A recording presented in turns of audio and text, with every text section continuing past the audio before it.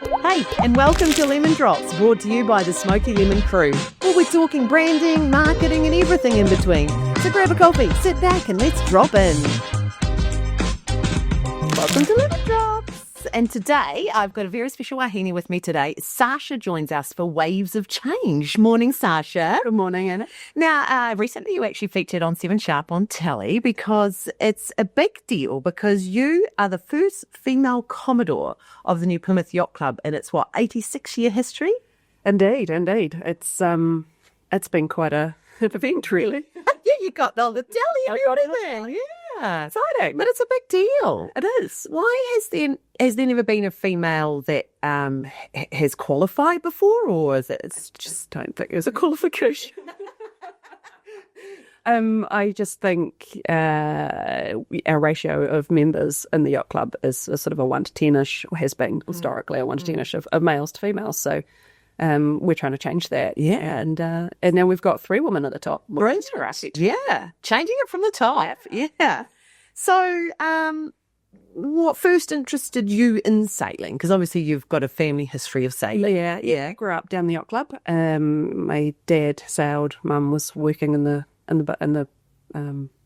box upstairs, the control room. Oh, okay, yeah. Use my words. Mum was working in a control room.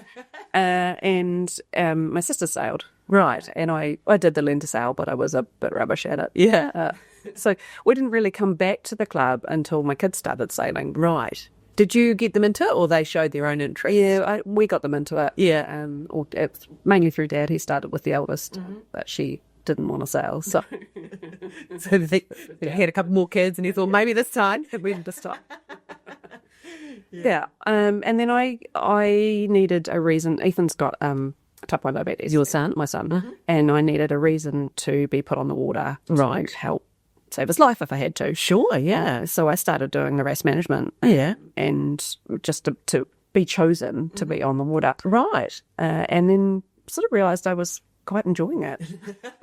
Did you have to save his life at any point? Oh, a couple of times came close, but not that close. But Yeah. That's for if his insulin dipped or... his blood sugar Yeah. would he would need sugar, and so we'd always carry sugar on the start boat and always make sure we could just throw him a box of juice if we needed it, keep it going. Yeah. So tell us about the journey then that led you to the appointment of Commodore. Yeah, it was funny really. We were sitting around at a regatta one night, and one of the club members said, "How'd you like to be the first female Commodore?" And I went, "Okay." And why not? And that's got it at. There's no hands up, and there's no votes or... So I had to get voted in as Vice Commodore. Okay. Yeah, and I spent 3 years in Vice Commodore. Right. And then became, voted in again to be the Commodore. So What is the role of the Commodore? we look after the business of the club. I think it's more about, it's not so much about the sailing. The Vice Commodore manages the sailing of the club, and the Commodore manages the business. I think, probably the Vice Commodore's more exciting. Should you go back down one step? Yeah. What does it mean to you to be the first ever female Commodore in 86 years? It's quite exciting. I thought it would be exciting just for me, but other people are finding it exciting too. Why any power, Yeah. Anything to break the mold, and try and show that, we are just as capable, if not more so, than men. Of course we are.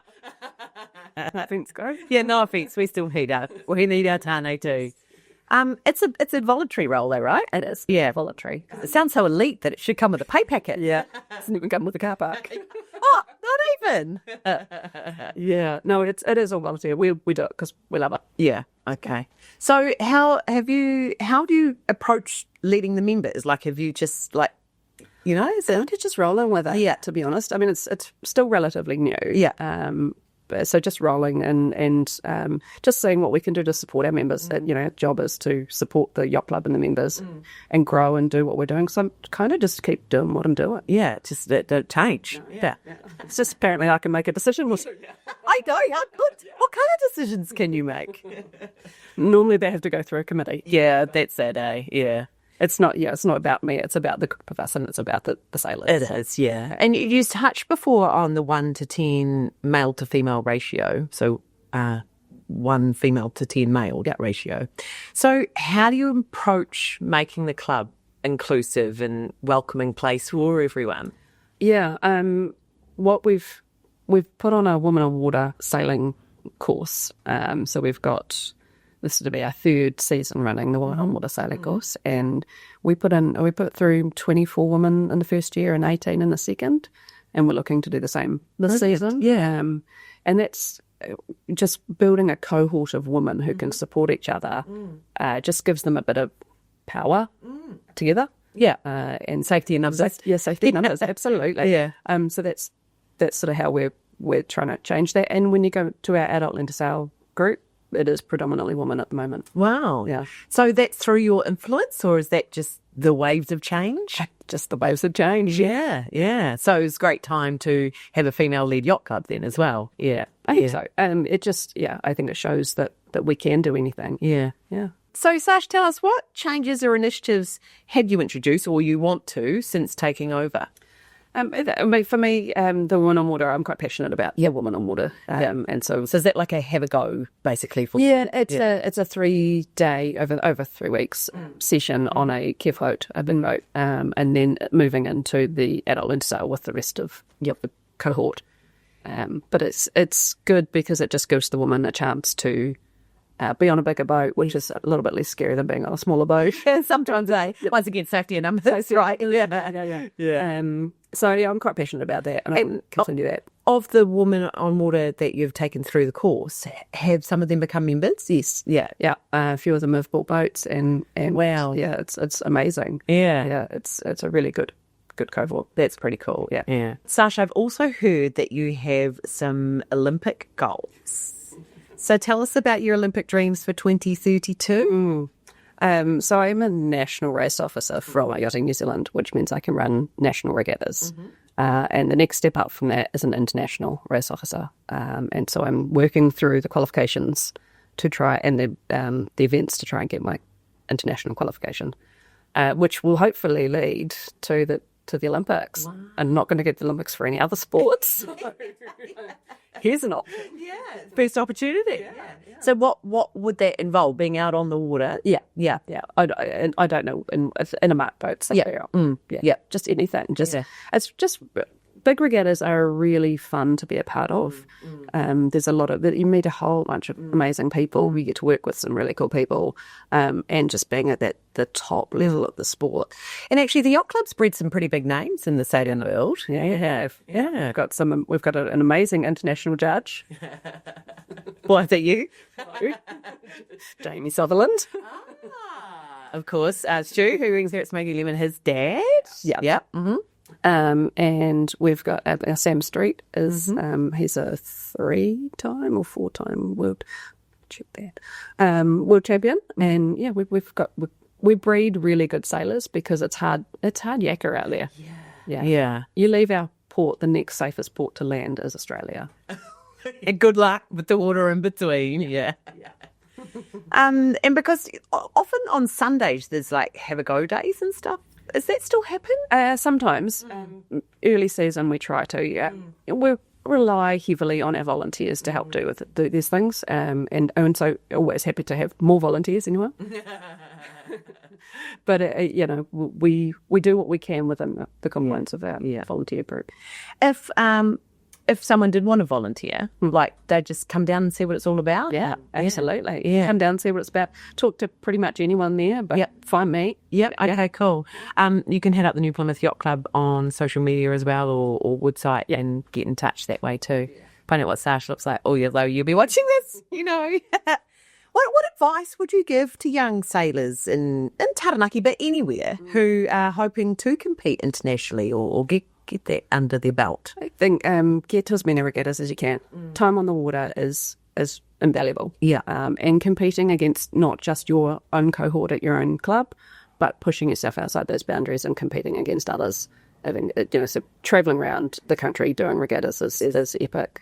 And that's where your love came from. Yeah. You meet so many people, you make so many connections. Our children have made so many connections around, from going to regattas. Yeah. That's where it's at. That's where the social life is. So what advice would you share with future leaders or aspiring competitive sailors? It's hard. You could give it a female skew. Yeah, I could hear it. Yeah, I think just don't be afraid to stand up and say how you're feeling nicely. But, yeah. As a manners. Just because you may be the only woman in the room, it doesn't mean your opinion's not valid or anything. 100%. Just own what you're feeling and talk about it. And accidentally fall into those things. You know what? I think that's good advice for any woman in any world. Not necessarily just sailing, but it's that point you just made of don't be afraid to speak up just because you're the only woman in the room. Yeah. Yeah. Often the women have quite a different and better sometimes perspective. Different perspective. Yeah. That where it goes. Yeah. So the club is about to get underway for the new season? Yeah, 4th of October is opening day, and we'll do a nice big mass start. So all our junior and seniors will be sailing together. That looks cool, doesn't it? I've been in fishing comps where they do those mass starts, and it's pretty hectic. It's pretty epic. Yeah, it's pretty cool. We run from 4th of October through to Easter. Right, yeah. And we've got a pretty full calendar coming up. We've got a couple of big events coming. We're hosting the Optimist Nationals in April, which will be maybe 150 plus boats from around the country. In our waters. Yeah, it's going to be massive. And public can come along and watch and things. Yeah, awesome. Yeah. Also, the yacht club is up for hire. You can hire the yacht club as well. Yeah, which would help with your coffers. Yes. Yeah. Generally through the off season, because we use it every Saturday and most of the rest of the week. But it's a great venue though, because you've got the grass right there. Because you used to do fireworks on the grass in the day. Yeah. Not allowed to anymore. No, unfortunately, nothing that could light a fire. Yeah, true. Yeah. Which is fireworks, yeah. But it's a great club, like that spot there. Yeah. It's just a really nice place to hang out on Saturday. It really is. Really easy. Yeah. Well, Sacha, thank you for it. We did have to convince you a little bit to come to the podcast, but it was just a matter of showing, you might be a young woman watching this who could take inspiration from you, and we're inspired by the fact that you are breaking the mould, the first female Commodore in 86 years, the only. Yeah. So, thanks. Wahine toa, we're proud of you, Sacha. Thank you. Yes. Thanks for joining us.